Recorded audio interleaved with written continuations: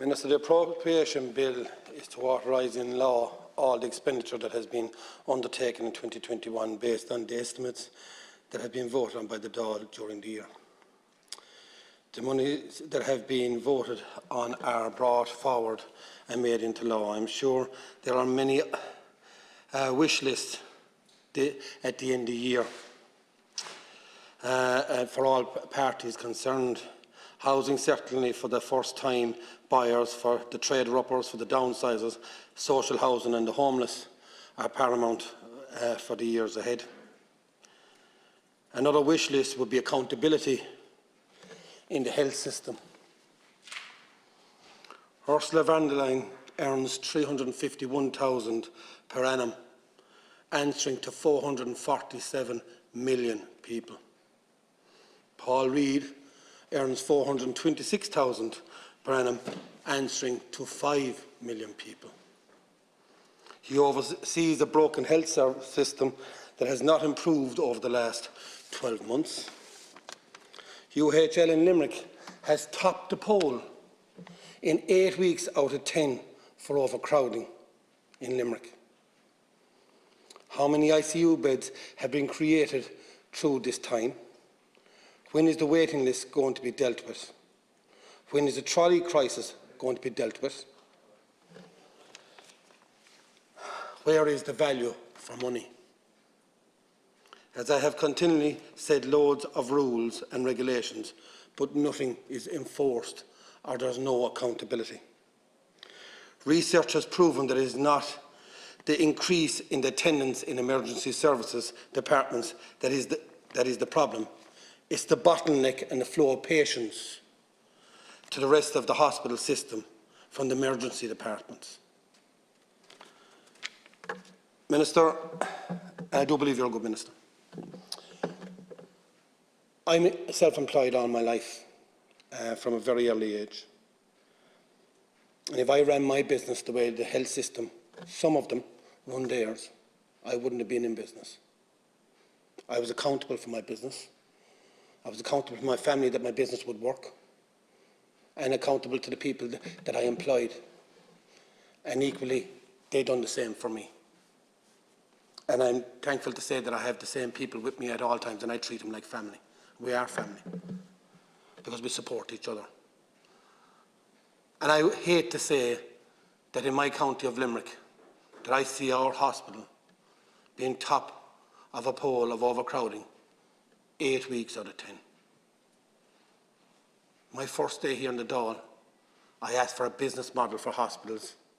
I asked for a bed structure to be put in place to go back in time when the rounds were being done. Beds were being released at 11 o'clock after rounds. It gave opportunity then for beds to be cleaned and put back into the system by 1 o'clock. And it created a flow of people, but it also gave infrastructure for nurses and doctors within the hospital. They knew what beds they had. They knew what time they'd have them. It gave a structure. I've asked for an audit system on the hospitals. Some of the public hospitals are working very well, and some of them are not. And I need help to sort this out. You've thrown money after money after money at it. You've created massive buildings with massive technology. It hasn't fixed the problem. It's a management problem. Its management needs to be held accountable for this situation. And I'm going to move on to something that I spoke to you already about. And it's about looking into the future and to make provisions for people working into the future. And I brought this up to you about the wage subsidy system that is unfolding in front of us at the moment. And I said to you that we have 11,000 people that will be affected by not qualifying for the wage subsidy system because the restrictions that were put in place, they're at 71 or 72% of their turnover from 2019, which doesn't qualify them to get on the wage subsidy system for the 1st of January because you have to qualify by the 31st of December. So we're after taking the hotel industry, which have lost 250 million of bookings because of government restrictions, because of COVID. So they've lost November and December bookings, which they needed to carry them in to January and February, because that's where they don't have the bookings. So they will be ready for March for the tourist season again. So they're not have only lost 2 months, they've lost 4.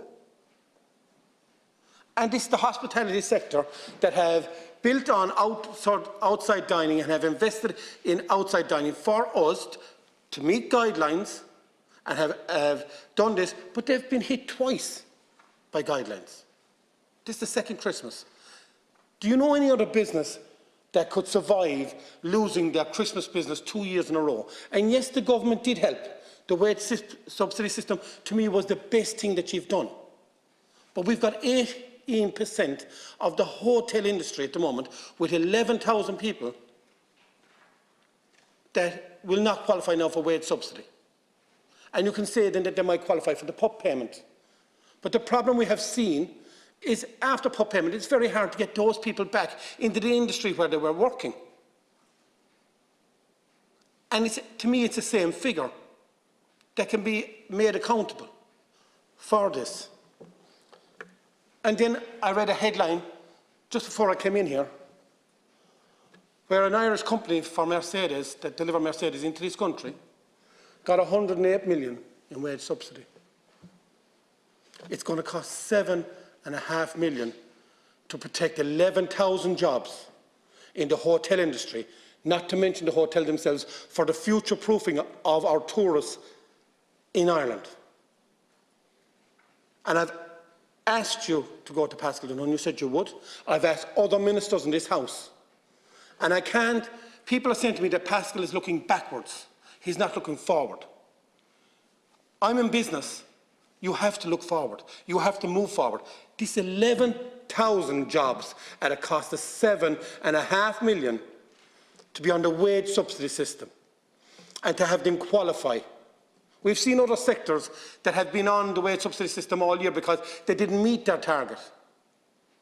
And we've seen businesses that came off it because they projected that they would reach their target. But some of those businesses are not affected by COVID because they can still work and their projections haven't been interfered with. But the hospitality is the one sector that has been affected twice.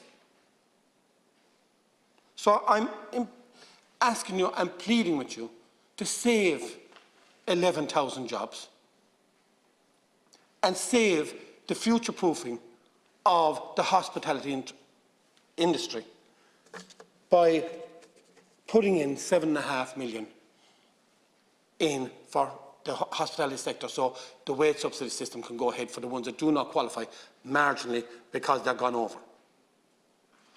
Now, I've been one that has been saying it here in this House for the last number of weeks, and I've highlighted it by even bringing a truck into the Dáil to highlight the fuel costs. And under my calculations from secondary education, which wouldn't be as good as a lot of people here, but I can learn how to add, multiply, subtract and divide.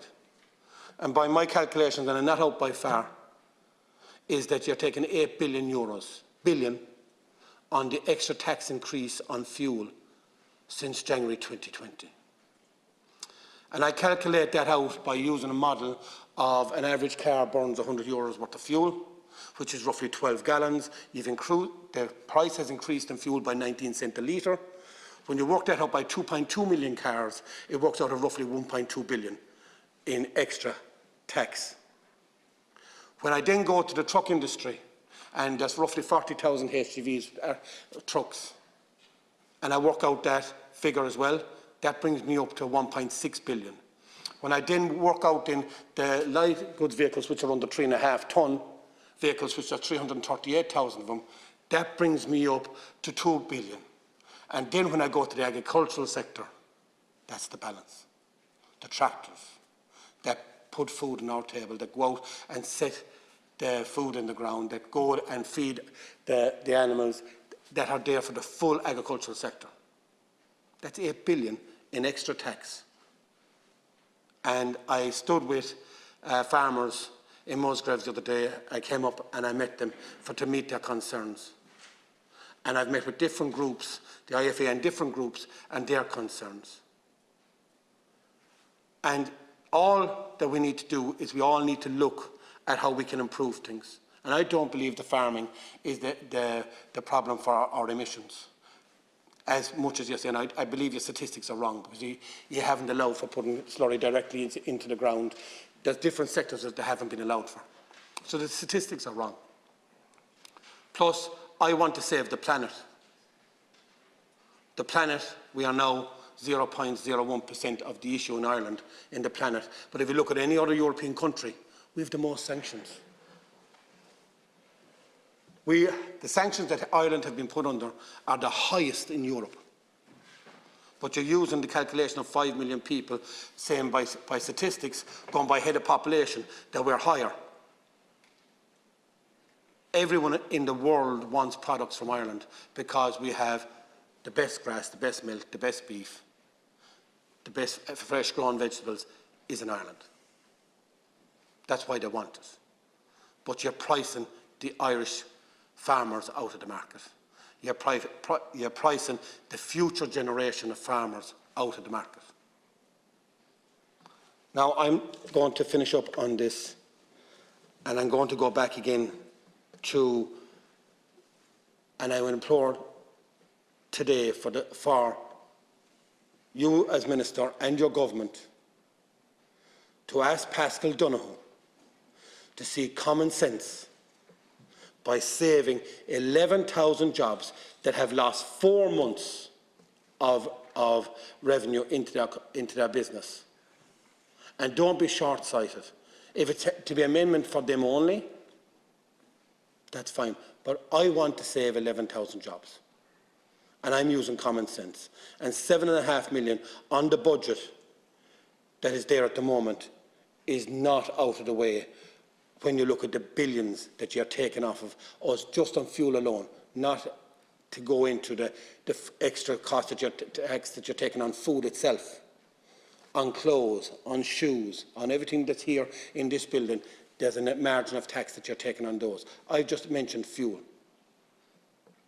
And it doesn't even equate to 1% of what you're taking can save 11,000 jobs. And as 100 jobs were announced yesterday in Limerick, and I welcome 100 jobs into Limerick. I welcome 1 job into Limerick. Anywhere a job can be created in this country, I welcome it.